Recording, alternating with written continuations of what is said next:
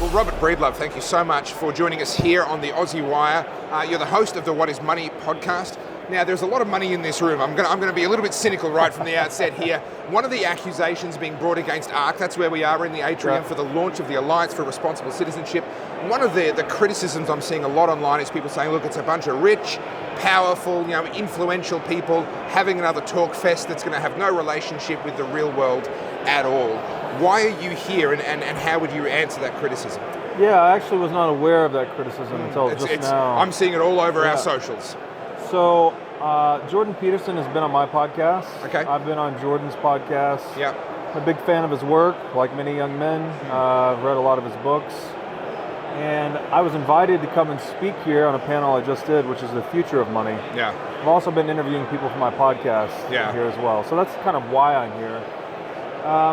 What brought me here, though, was the ARC's focus on free markets. So there's an elephant in the room here, though. Right. So a lot of people here would proclaim themselves to be proponents of free markets, but there's been painfully little discussion about the central planning in the largest and most important market in the world, which is the market for money. So my thesis is that you could free every market in the world and have a pure free market. But if you have a central bank in that economy, and money is 1/2 of every transaction, then at best you have a 50% free market, and you have a 50% centrally planned market. Yeah. Because money is 1/2 of every transaction. So that is the, I guess, new perspective on thinking and interpreting socioeconomic reality that I'm trying to bring to the table here at ARC. Now, as far as the criticism that's being leveled against ARC, maybe there's some truth in it. I actually don't know the composition of who all is here. I've seen a lot of statesmen. Yeah. I'm not a big proponent of the state. I think the state derives all of its revenues through theft, taxation, and inflation. We speak out a lot against the state on the show. Yeah. We think things like Bitcoin and physical gold are a great alternative to being robbed. So my hope is to shift the free market focus to what I consider to be the elephant room, which is central banking, and hopefully that would change the composition of this audience over time. Yeah, I was a cryptocurrency skeptic until I was in Venezuela in 2015. Of course, Venezuela collapsing economy. I was in Caracas City when at the time it was the most dangerous city on earth outside of a war zone. And I discovered that the uptake of cryptocurrencies in their economy, because they had hyperinflation for their particular currency, was, I believe at the time, it was the highest per capita uptake in the world. Don't quote me on that, but I believe that was the case.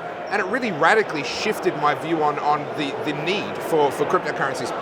You've obviously dedicated an enormous amount of your life. You talk about it on your podcast. You're involved in this. You're advocating for this. You're passionate about this.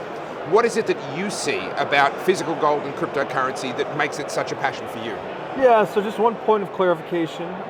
We're very focused on Bitcoin specifically. And physical gold. Okay. As we say in Bitcoin, it's Bitcoin, not shitcoin. Sure. Now, there's a bit of a nuanced discussion as to why Bitcoin is fundamentally different than all other crypto assets. Yeah. The punchline, I would say, is that Bitcoin's the only decentralized crypto asset. It's the only one that nobody can control. Yeah. All of the other ones are controllable to some extent by either an individual, a development team, a foundation, etc. So they behave much more like liquid venture capital. Okay. Whereas Bitcoin is better analogized to the internet, right? Yeah, Nobody owns the internet. It's just a distributed network of open source protocols. Yeah. And Bitcoin's kind of like the latest layer in that internet stack. So just to be clear, we're very focused on Bitcoin, not crypto. We think crypto is a waste of time. I do have some respect for physical gold, which I've developed going into the Bitcoin rabbit hole. It's been money for 5,000 years. It's not likely that it's going anywhere.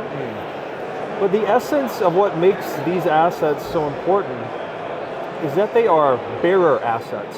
And what this means is that if I own a piece of gold, I own it through possession of it, right? There's no government that says this thing has value and you get to own it. There's no authority that can just arbitrarily take it away from me. Now, of course, I have to defend it, right? I've got to put it in a safe, have guns, whatever I need to defend that bar of gold.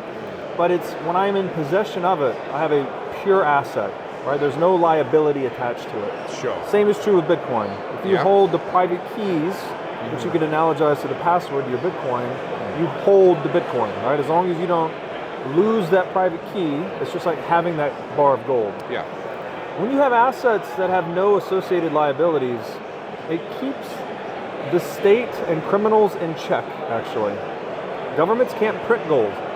Governments can't print Bitcoin. So if you hold your savings in gold or Bitcoin, you're taking away inflation as a revenue option for the state. Sure. And so this is a very effective way to vote against the overgrowth of central government. Yeah. And it really comes down to that concept of private property, that like you can own something that is immune to everyone else's opinion, right? Someone can't pass a law and take it from you. This is not true with US dollars, by the way, right? No. Your bank account can be frozen. USD can be counterfeited by the Fed. You can have your purchasing power debased. This is even if you've got dollars under your mattress, by the way, you still have a counterparty in the Fed. Yeah. They can still print new dollars and dilute your purchasing power. Yeah. And that's simply not the case with gold or Bitcoin. So that's why these assets are very important. A lot of people have made predictions about what Bitcoin was going to do, to the moon, the whole HODL kind of phenomenon. And a lot of people have then mocked Bitcoin when it hasn't lived up to these expectations that were made by, I'm not quite sure who, but Bitcoin has become sort of this, it's viewed as a disappointment by some people that I see on the internet, despite the fact that it remains actually remarkably strong. Can you give us a reference point though? Because I think people look at Bitcoin the wrong way, and this is just my opinion, and I'm not as deep into it as you are. Compared to the US dollar, how is Bitcoin going? Well, let's see. Bitcoin is the fastest growing asset in terms of market capitalization in human history. Yeah, wow. So anyone that's disappointed by its growth so far, I guess is by definition disappointed with everything, because it's the fastest. It grew from 0 to $1 trillion market cap in 14 years. It's since retraced, and today it's around $500 billion. It's been a very volatile path, right? Yeah. Now, if we want to compare that to the US dollar, Federal Reserve was incepted in 1913 in Jekyll Island off the southern coast of Georgia. It originally, there was a gold backing to the dollar for some time. Yeah. It was gradually, they moved more and more into a fractional reserve model, which is say that there were more dollar liabilities outstanding relative to gold reserves. Finally, in 1971, we went off the gold standard entirely and moved on to a zero reserve fiat currency, which we've been on now for 50 plus years. Yeah. The dollar has lost 99.7% of its purchasing power since 1913, so 110 years. And Bitcoin is the fastest growing asset in terms of purchasing power in human history. So I don't think you could find much more of a diametrically opposed comparison than Bitcoin and the US dollar. I can't argue with that. I can't argue with that. For someone like myself, like I said, I was a skeptic until I actually saw it in action, but I've still been very slow to actually get involved. Oh, yes, I have a wallet. I've got, I think, a few $100s worth of it, a fraction of a Bitcoin in there somewhere. Not 100% sure I'd be able to find my private key if I really had to. I'm pretty sure I can, but I'm not 100% sure. There's a lot of people that would be similar to me that are looking at it going, I get it. I see the value in this. But there's quite a lot of resistance just in the form of it's a new thing, it's a very different thing to what I'm kind of used to. What are the resources? Obviously there's your own podcast as well, feel free to promote that. But where should people like me go to actually start to really wrap our heads around this and more importantly, integrate this into our life? Yeah, well that's a great question. And I guess I'd first like to say that in Bitcoin circles, this number of 100 hours of studying Bitcoin is thrown around as like the minimum to start to understand how significant this thing is. So this is not for the faint of heart, right? Yeah. You're not going to go listen to a 30-minute podcast and have the light bulb. Yeah. It takes a lot of reading, a lot of listening. It takes some time, basically. We call it proof of work, which is something else that's important in Bitcoin. So go into it with patience, right? Be ready to learn slowly through this process. I can point to my podcast, whatismoneypodcast.com. We got links to everything there. I would say to start with episode 1. It's a great series that we did with Michael Saylor. But my podcast tends to be deeper down the rabbit hole. So for those people that have kind of done the 100 hours, maybe they're at 1,000 hours, and they're really trying to understand the implications of Bitcoin, the nature of money, etc. On Bitcoin Twitter, there's a great little subculture. People with podcasts of all levels, right? Beginner, intermediate, advanced. Bitcoiners tend to be very friendly as long as you're sort of open and authentic. and not shitcoining. Bitcoiners are very toxic against shitcoiners, but they love Bitcoiners.